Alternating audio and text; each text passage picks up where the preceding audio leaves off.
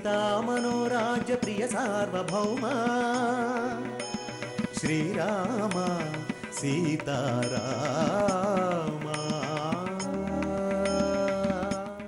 నేను కూడా మీతో పాటు పట్నం వచ్చి ఉంటే నా భార్య సంతోషంగా ఉండేది, నా కూతురు కాపురం నాశనం కాకుండా ఉండేది. నా లక్ష్మి అన్నయ్య, నా లక్ష్మి. నా కూతురిని ఒక మంచివాడి చేతిలో పెట్టలేకపోయాను. ఆ తప్పు దాని జీవితాన్ని నాశనం చేయడమే కాక నా భార్యను కూడా దూరం చేసింది అన్నయ్య. ఈ క్షణం నుంచి నా కూతురు బాధ్యత నీదన్నయ్య. ఇక ఏం చేస్తావో ఎలా చేస్తావో నీ ఇష్టం. ఇంకెప్పటికీ వాడికి మాత్రం మీనాక్షి కనపడడానికి వీల్లేదు. మీనాక్షి నీ కూతురు అన్నయ్య.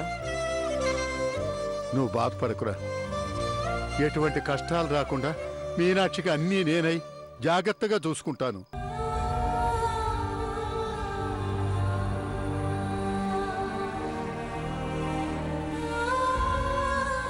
బాబాయ్,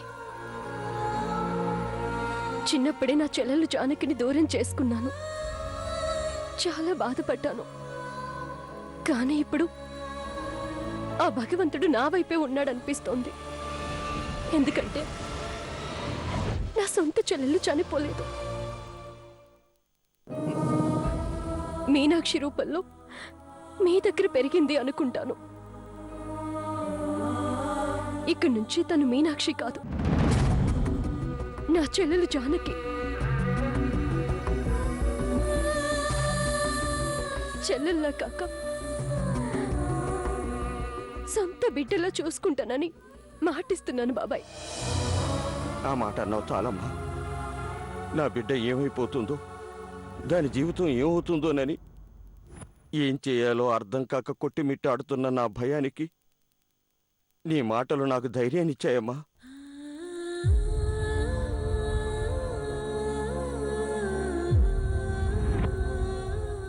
బాబాయ్, మాట ఇవ్వడమే కాదు, పిన్ని చితిమంటల మీద ప్రమాణం చేసి చెప్తున్నాను. ఇప్పటి నుంచి నా చెల్లెలు జానకిని కంటికి రెప్పలా కాపాడుకుంటాను. అది నా బాధ్యత. మీరు ధైర్యంగా ఉండండి.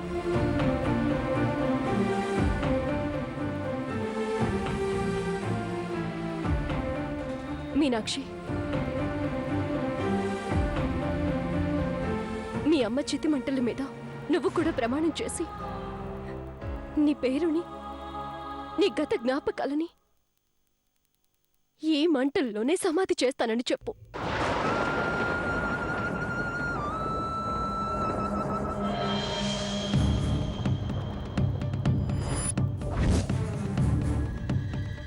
వెళ్ళమ్మా. ఇప్పటి నుండి నువ్వు మీనాక్షివి కాదు, జానకినే అని ప్రమాణం చెయ్యి. ఒక కొత్త ప్రపంచంలోకి అడుగుపెట్టి జీవితాంతం సంతోషంగా ఉండు. అవునమ్మా, మీ పెదనాన్న అక్క చెప్పినట్టు పాత జీవితానికి తెరదించి కొత్త జీవితాన్ని మొదలుపెట్టు. అలా అని ప్రమాణం చేయమ్మా.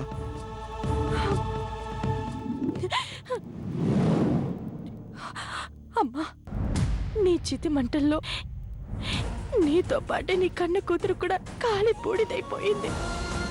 ఈ క్షణం నుంచి నేను మీనాక్షిని కాదు, జానకిని.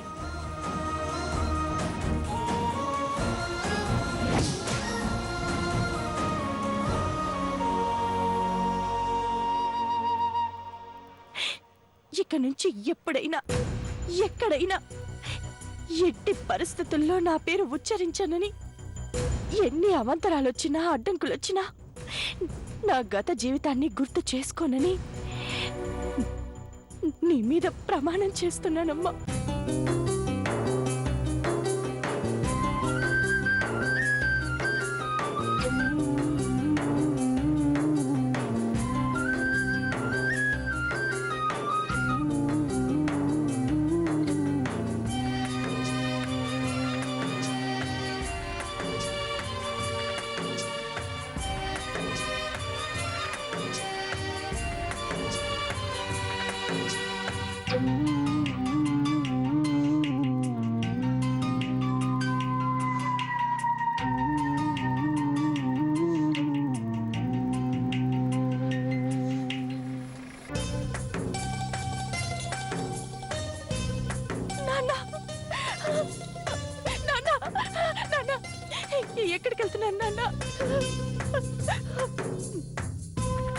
నీకు దూరంగా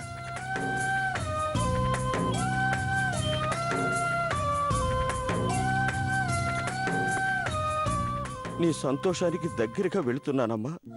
నువ్వెక్కడే ఉంటే ఆ నీచుని వదిలిపెట్టడమ్మా. అందుకని పెదనాన్న వాళ్ళతో వెళ్ళి నువ్వు మరో పెళ్లి చేసుకుని నువ్వు పిల్లా పాపలతో సంతోషంగా ఉన్నప్పుడు నేను నీ దగ్గరికి వస్తానమ్మా. అప్పటి వరకు మనిద్దరం కలుసుకోకుండా మాట్లాడకుండా ఏ పరిచయం లేనట్లు ఉండక తప్పదమ్మా. నువ్వు సంతోషంగా ఉన్నావని నాకు తెలిస్తే అప్పుడొచ్చి నేను నీతో ఉంటానమ్మా. రేయ్, ఎందుకురా అంత బాధపడతావు? అతనెవరో చెప్పు, నేను వెళ్ళి మాట్లాడతాను.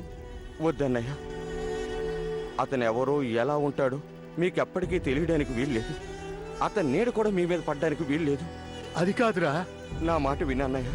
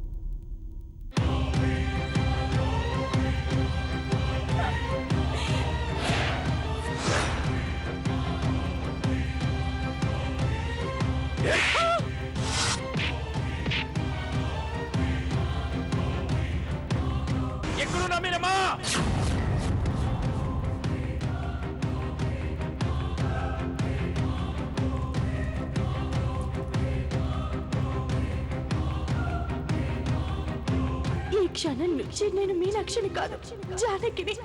మర్చిపోయావా జాను? అమ్మ చితిమంటల మీద నువ్వు చేసిన ప్రమాణం మర్చిపోయావా? ఆ చితిమంటల్లో మీనాక్షి జ్ఞాపకాల్ని కలిపేసిన సంగతి మర్చిపోయావా? మళ్ళీ ఎందుకు గుర్తు చేసుకుంటున్నావు? మర్చిపోలేదక్కా. మీ ప్రేమ నన్ను మర్చిపోయేలా చేసింది. నాన్న అభిమానం నేనెవరో గుర్తు లేకుండా చేసింది. నేను మీ చిన్నాన్న కూతుర్నైనా కూడా సొంత చెల్లిలా చూసాం. చెల్లంటే తప్పవుతుందేమో, ఒక తల్లిలా ఆదరించాం. ఆలన పాలన చూసాం. ఎలా మర్చిపోతానక్కా?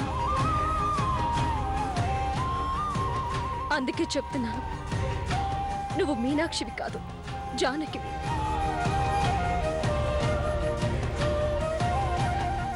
ఉన్న ఊరిని, పరిసర ప్రాంతాలని, ఆ జనాలని అన్నింటిని వదిలేసి ఇక్కడికొచ్చావు. ఈ కొత్త ప్రపంచానికి నువ్వు నా సొంత చెల్లెలు జానకివి అనే పరిచయం చేశాము. అక్కడే ఉంటే అకస్మాత్తుగా ఈ కొత్త చెల్లెలు ఎక్కడి నుంచి వచ్చిందా అని చుట్టుపక్కల వాళ్ళు, ఇంటికొచ్చిన వాళ్ళు అడిగే ప్రశ్నలకు సమాధానం చెప్పాల్సి వస్తుందని ఇక్కడికొచ్చుంటున్నాము. అలాంటిది ఇప్పుడు మళ్ళీ మర్చిపోయిన గత జ్ఞాపకాల్ని నువ్వెందుకు గుర్తు చేసుకుంటున్నావు? వద్దు జాను. కూర్చున్నా, నిల్చున్నా, నిద్రలో ఉన్నా, మెలకువలో ఉన్నా, ఎక్కడున్నా, ఏం చేస్తున్నా, ఎట్టి పరిస్థితుల్లోనూ నీకు మీనాక్షి అన్న పేరు గుర్తుకు రావడానికి వీల్లేదు. అవునమ్మా, మళ్ళీ ఆ పీడకలను ఎందుకు గుర్తు చేసుకుంటావు? జరిగిన సంఘటనలు మర్చిపోవడం అంటే అంత తేలిక కాదని నాకు తెలుసమ్మా. అందులోనూ ఒక ఆడపిల్ల పెళ్లి జరిగాక దాన్ని మర్చిపోయి కొత్త జీవితాన్ని మొదలు పెట్టాలంటే ఎంత కష్టమో నేను అర్థం చేసుకోగలను.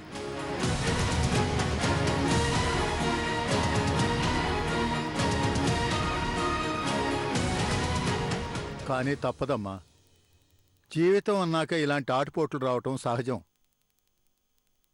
మనసులో సంకల్పం ఉండాలే గాని ఏదీ పెద్ద కష్టం కాదు. నా మాట విని మీ అక్క చెప్పినట్టు మళ్ళీ పెళ్లి చేసుకో. నువ్వు పెళ్లి చేసుకుని సంతోషంగా ఉంటే మళ్ళీ నా తమ్ముడు వస్తాడు. నువ్వేం భయపడకు, కొత్త జీవితాన్ని ప్రారంభించు. అమ్మా స్రవంతి, నువ్వు కూడా నీ చెల్లెలు ఆలోచించుకోవడానికి కొంచెం టైం ఇవ్వమ్మా. రామైతే బాగుంటుందని మనం అనుకుంటున్నాం, కానీ జాను ఇష్టం. నువ్వు పెళ్లి చేసుకోవటం నాకు కావాలి, ఎవరైనా పర్వాలేదు. కాకపోతే నీ మనసు కొంచెం కుదుటపడ్డాక ఖచ్చితంగా నువ్వు పెళ్లి చేసుకోవాలి.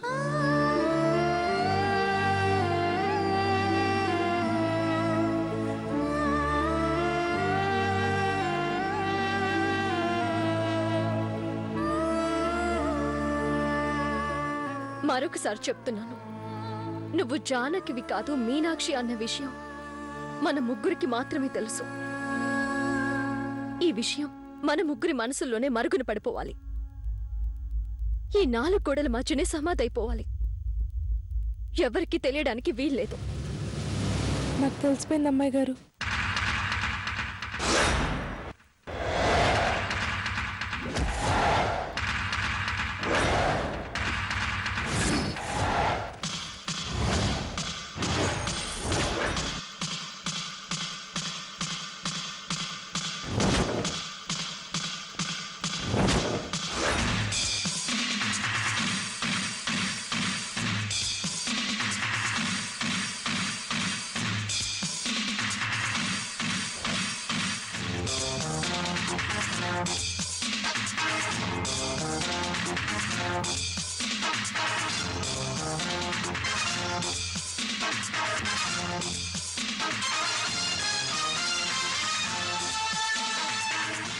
పంతులు గారు, అయ్యా మీ టైం దగ్గర పడింది. అడ్రస్ చూపిస్తా ఉన్నా కదండి. టెన్షన్ పడకండి. నా ఉద్దేశం మీకు మంచి టైం దగ్గర పడిందని. నా మీనమ్మను చూపించగానే మీకు 10 కోట్లు ఇస్తాను. సంబంధాలు వెతకకుండా, ముహూర్తాలు చూడకుండా ఇక్కడే ఫ్లాట్ కొని హాయిగా సెటిల్ అయిపోవచ్చు.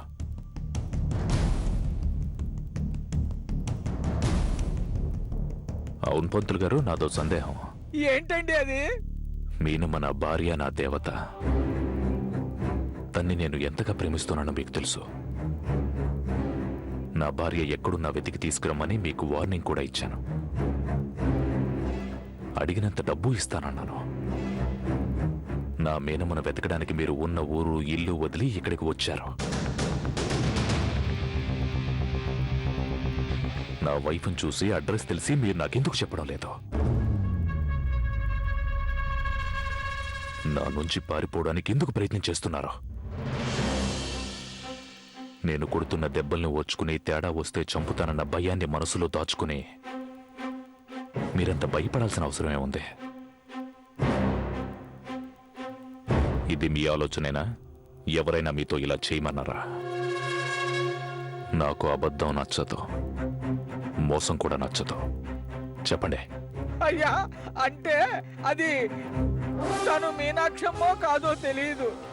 మీనాక్షమ్మ అయితే నదిలో పడితే మీ దగ్గరకు రావాలి, లేదా వాళ్ళ ఊర్లో వాళ్ళ తల్లిదండ్రుల దగ్గరకు వెళ్ళాలి. ఇక్కడ ఎందుకు ఉంటుంది? అదీగాక కట్టుబొట్టు కూడా తేడాగా ఉంది, అందుకే చెప్పలేదండి. తను నా భార్య కాదన్నది తేల్చుకోవాల్సింది నేను. నా మీనమ్మేనా కాదా అన్నది నిర్ణయించుకోవాల్సింది నేను. అయినా ఈ ప్రపంచంలో నా భార్యని పోలిన మరో రూపం ఉండదు.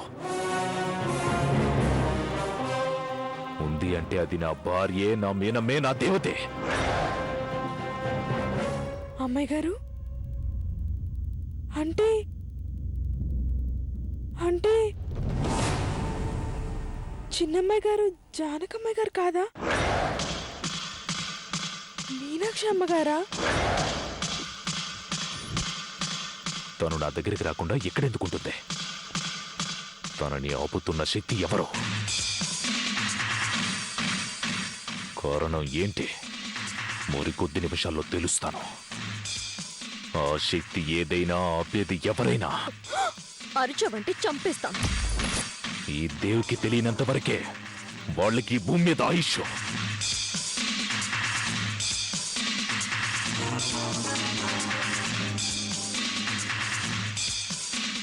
తెలిసాక బ్రహ్మ రాసిన తలరాతని, చిత్రగుప్తుని చావురాతని మార్చి యముడి దగ్గరికి నేను పంపిస్తాను.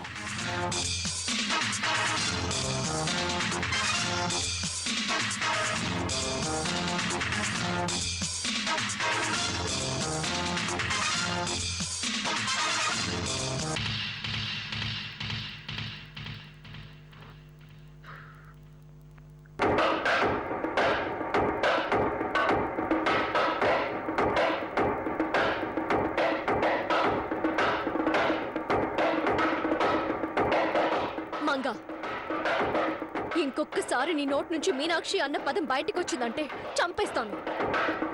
నువ్వేం వెళ్ళలేదు, నీకేం తెలీదు. ఆ పేరు పలకడానికి కూడా వీల్లేదు. ఎలా అమ్మాయి గారు?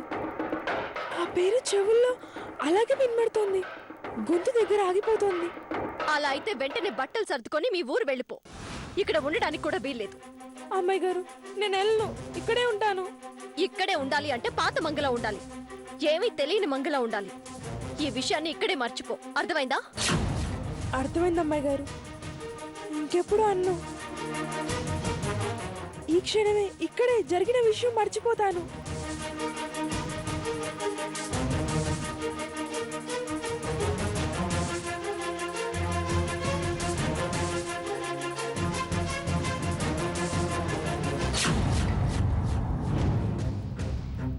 మనం చచ్చిపోయినా పర్వాలేదు, కానీ ఈ నీచుడికి మాత్రం అమ్మాయిని చూపించకూడదు.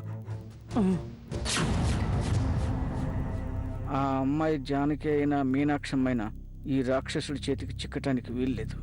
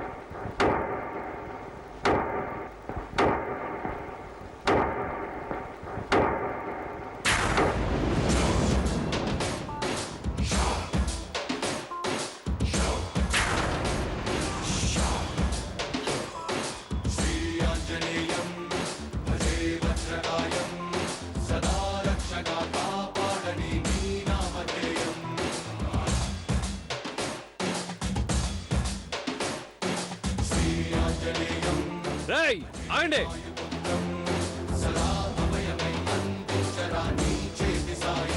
రై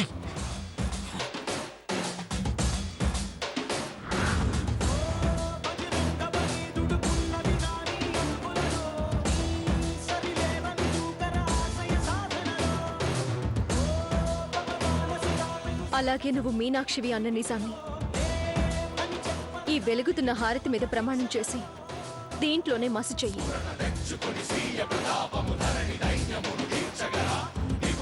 ఇంకెప్పుడు ఆ పేరుని తలుచుకోనని, ఆ జ్ఞాపకాల్ని గుర్తు చేసుకోను అని ప్రమాణం చేయి.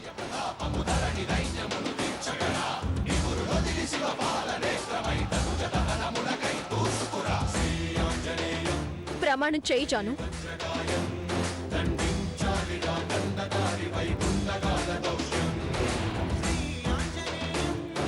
ఈ క్షణం నుండి నా గతాన్ని తలుచుకోను.